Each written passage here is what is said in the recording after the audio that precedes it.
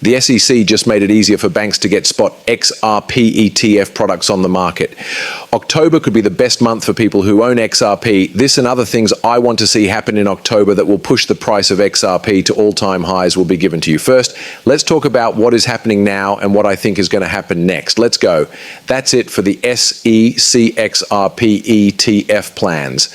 Between October 18th and November 14th, the SEC will make its final decision on the at least 6 to 11 spot XRP ETF applications that were sent in by big asset managers such as Grayscale, Franklin Templeton, Bitwise 21 Shares, Rex Shares, and Coin Shares. If spot XRP ETFs are approved, XRP would become a real currency that institutions can use. This could bring in $4 billion to $8 billion in the first year. Some people in the XRP space think that $5 billion could come into the currency in just the first month. We'll check to see if they're right. Mark McClug is his name and he works for Canary Capital. I did want to show you some of these choices. It was easier because of the SEC. By adding new general listing standards, the SEC has made it easier for crypto exchange traded funds to get approved. Because of these rules, exchanges can sell commodity-based ETFs, even ones that are tied to cryptocurrencies, without having to go through a long and complicated SEC review process. The SEC had to look over each product and vote on it. It was long. It was very tiring. They have now made it easier to get these goods approved. For this to go through faster, there only needs to be a futures market for the cryptocurrency product that they want to use. That is, an XRP is one of them. What changed? Before, ETF issuers had to send in a 19B4 file to ask for a rule change so that the ETF could be listed on an exchange and an S1 registration explaining how the ETF worked. This caused big delays that could last up to 240 days. Since the new listing rules went into effect in September 2025, lenders only need to file an S1. The 19B4 method is no longer needed, and the regulatory barriers for crypto ETFs have been taken away. It says that a lot of penny ETF applications, like those for Solana, XRP, Litecoin, Cardano, and others, are now almost certain to be approved, and it could happen any day. In other words, this might happen at any time. Someone asked the other day what would happen with the other SEC ETFs that were already waiting to be approved. We already know when to meet. How about those? The SEC's adoption of generic listing standards has sped up the process for the upcoming spot XRPF approvals. It's no longer necessary to file older case-by-case reviews, 19B4 forms for products like XRP that are now qualified. Issuers have been told to take those files down and focus on the new S1 registration statements. Instead, basically, they need to take back their old forms and send in their new ones. At any time, the new ones could be accepted, so these times might not be the earliest that they are approved. The Canary Capital's ETF will be the biggest XRP ETF ever. Let's look at the numbers and you tell me what you think. Size, 2 to 10 workers, set up like a boutique. The business is very small, which brings up the question of how much money they have here. The main office is in Brentwood, Tennessee. I mean, hedge fund management and funding. It doesn't even say how much money they are managing. I mean, I think that XRP, God, this thing just threw me for a loop, dude. It's not known to the public or exact numbers. Yes, not good. Not good. Okay. Click on this video to hear Paul Barry and the Quack brothers talk about XRP ETF approvals and how big this could be. In fact, I just showed Canary Capital ad for their XRP Solana ADA. It was kind of like their American-made Bitcoin thing. Stephen came on last week. What a great talk. But Stephen said something very important. He thought that their ETF XRP would be the biggest ETF in all of crypto.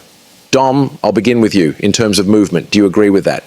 Just so he doesn't get too busy, Paul Barron brought up the fact that the CEO of Canary Capital said that their XRP ETF, Canary Capital's XRP ETF, would be the most popular XRP ETF. He thought he heard the wrong thing when he asked this question. He was told that XRP would be the biggest. He heard that. It was not told to him that Canary Capital's will be the biggest. That difference is just something that's bugging me, and you might hear the same things I did when I listened to this at home. I just wanted to give you that extra background information for arrivals. Without a doubt, I would agree with that. I think that if you look at the number of people who own XRP, it's a huge number. I also think that XRP volumes are some of the highest on Coinbase, and that trading volumes are among the highest on many other exchanges. It's also in at least the top 3 after Bitcoin, according to the most recent Coinbase report. Bitcoin, Ethereum, and XRP are the most liquid and traded names, and I think that includes people who don't hold crypto. Okay, it's going to be big. I do not believe that Canary Capital will be the most important. However, I believe that XRP will be important. Now let's talk about what else might happen. We already talked about ETFs. Why do we still have to wait? Now, Ripple applied for a license to be a national bank. The OC, or Office of Comptroller of Currency, is where they turned in their paperwork. Most of the time, they try to decide on a national bank license within 120 days of getting it. This was filed by Ripple in August 2025. This could happen in August, September, October, or November, right before the end of the year. There are also people who think it might happen in October. I think that we're a little too close to the window. There's still time for November and December, even if it happened at the beginning of August. XRP's price could go through the roof if this is accepted, though, because people will start to fear missing out. The standard time frame is 120 days, but because the FFTIC has to take extra steps, it could take between 9 months and a year. This might be important. It could not. Keep an eye out for this. Also, multi-purpose tokens were just accepted on the XRP ledger. This is something that a lot of other organizations need if they want to move their infrastructure to blockchain. Click here to hear this clip. I'll play it for you and give you a lot of background. It makes me really happy to think about 2025. Some of the most important things on our product plan for RippleX are the MPT token and a new token standard that was made to work with real-world assets.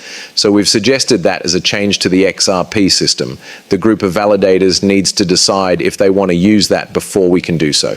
We think that's a really good base for tokenizing real-world things, though. Following that, I believe that tokenization will eventually make tokenizers wonder what to do with their tokens now that they're on-chain and how they can get value for themselves or their users. That's where DeFi protocols come in. Two that we're particularly excited about are permission DEX, which will power Ripple payments at first and then hopefully other institutional trading use cases after that. These allow for on-chain decentralized trading in a permissioned environment while still being built in a way that allows arbitrage with the open markets and really maximizes liquidity in that way. What a great set of rails for institutional trade to be added to the chain. And the second one that really gets me excited is loan on XRPL mainnet. To begin, we will use off-chain underwriting to create unsecured loans. Later, near the end of 2025, we will also begin to bring security onto the blockchain.